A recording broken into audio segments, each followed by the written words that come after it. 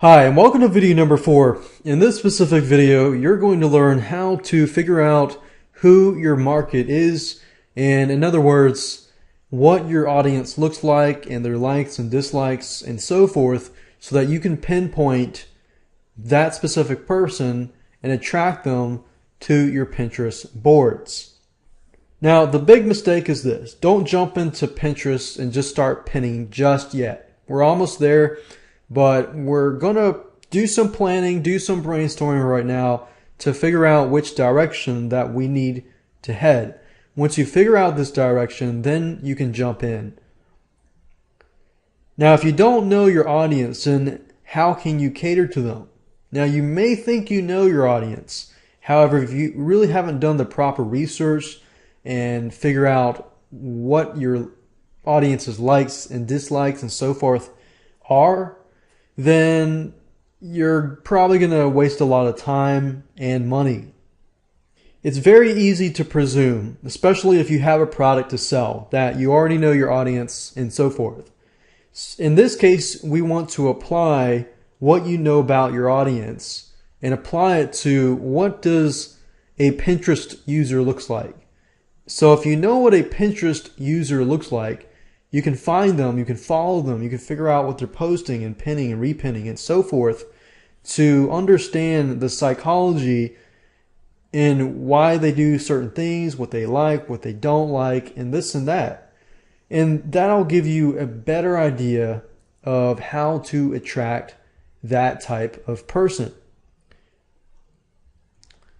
So what do you need to know? We talked about you need to know what your audience looks like. You need to know what they're pinning. You need to know what makes them laugh, what inspires them, what makes them sad, what makes them happy, and so forth and so forth. And I know I talked about this in the previous videos, but we're actually going to figure that out right now.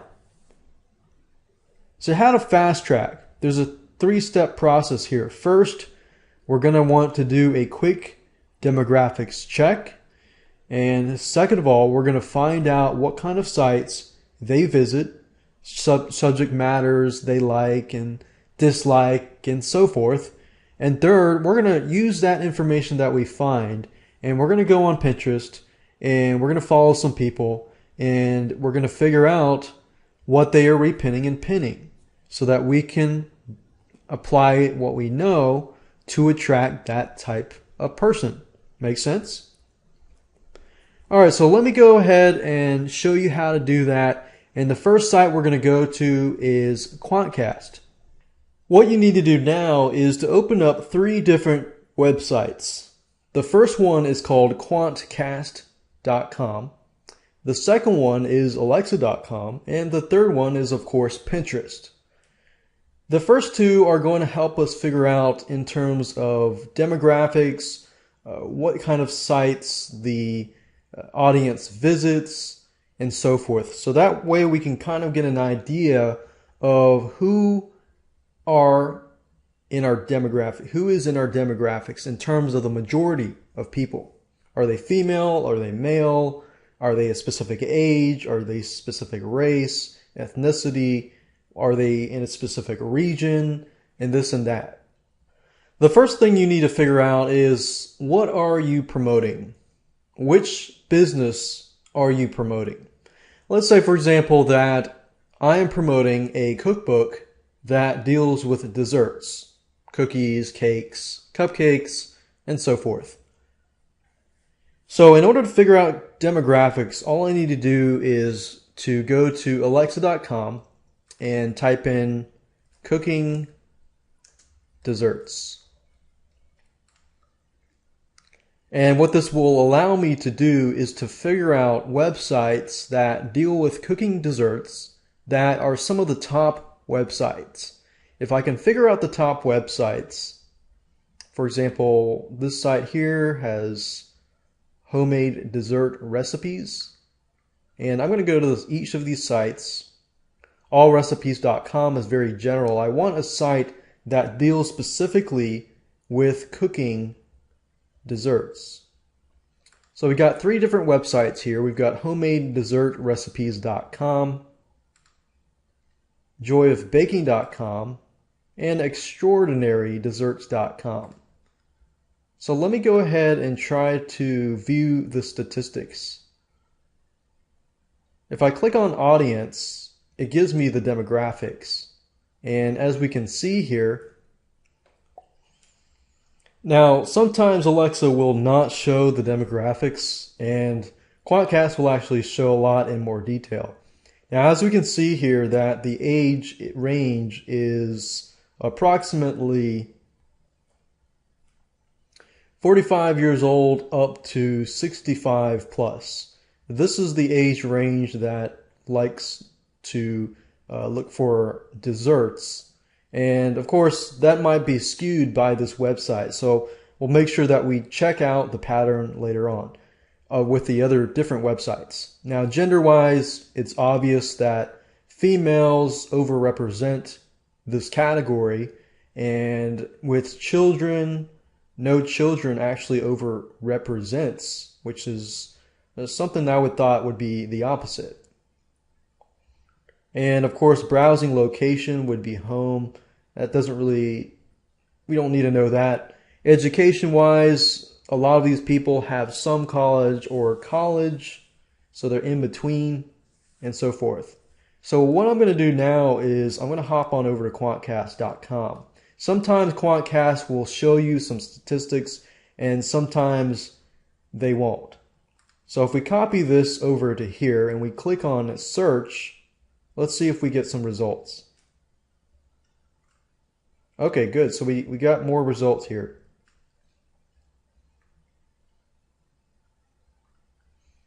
So we see right here that it's obvious that females, there's more females here.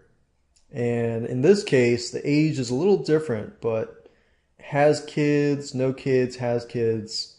And then in terms of how much money they earn, the 50 to 100,000 is the majority, but it seems to be about average.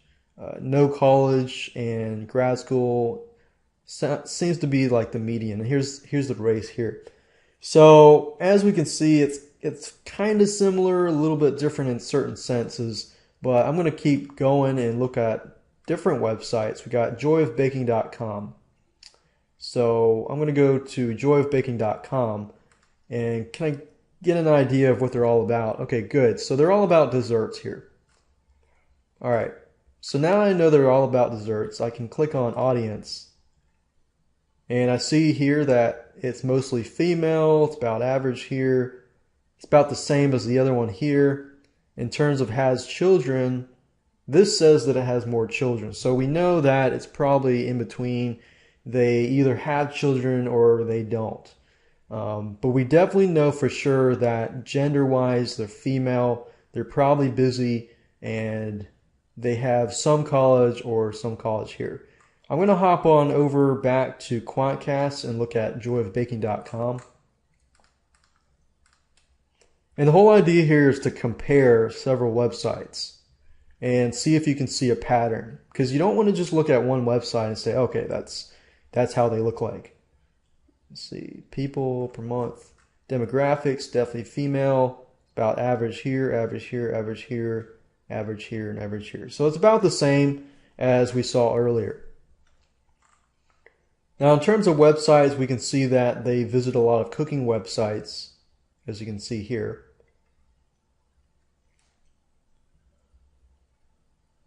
And we can see more websites and categories that they're looking at. So this gives you an idea of what kind of person they are. They like to look at food, home, family, home decor and design, magazines, instant messenger. They're probably mothers who are staying at home and have to raise their kids and so forth. Now, that's just what I have in my mind. It could be different, but that's kind of how my mind. So you want to kind of envision in your head what this type of person looks like. And then once you figure out all of this information, you have the data, you know who they are, and you can even give the person a name. You can say, I'm going to give this person the name Stephanie. Okay, this sounds like a Stephanie or something. So let's say that you've given the person the name, you've figured out what they don't like, and figure out what websites they visit. Now you can hop on over to Pinterest.com and then type that in here. So what do you type into Pinterest? Well, simply type in what we saw here, like food, home and family, home and decor. So in this case, we'll just type in desserts.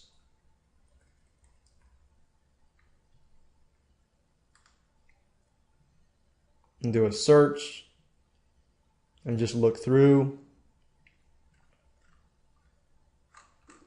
And I would probably click up on one of the things at the top here because this one has 600 likes, and I'm going to click on this, and it was pinned by Samantha. I'm going to click on her, and I'm just going to go through here and try to get an idea of what other things Samantha likes. Food, animals, desserts. And look at what these comments are. It says, is there a recipe? Yum, that looks good. Is there a recipe? So obviously we can see here that there's already a lot of people who want the recipe. They already see the picture and it looks really good, but they want the recipe.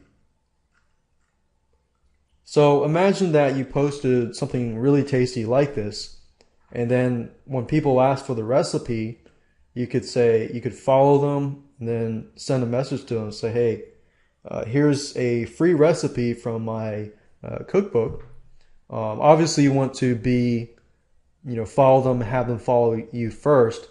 But after that, then you can post the image and then follow that up with a post of possibly the recipe. And you can follow this pattern by giving them a taste of it, giving them the recipe, giving them a taste of it, and possibly eventually saying, hey, oh, guess what? Now I've just released a brand new cookbook and you saw my recipes earlier, you gotten some taste of it. And with the law of reciprocation in this sense, you've given people a lot of recipes that they may have used and they really like you, then you don't have to sell it. You just say, hey, I got a new cookbook, check it out. If you've liked the previous recipes, you probably like these recipes as well. So that's just something that you want to do before you actually go out and start to create a Pinterest account and begin to follow people. So now you know that, you're armed with this information, we can actually go and create and set up and follow and interact.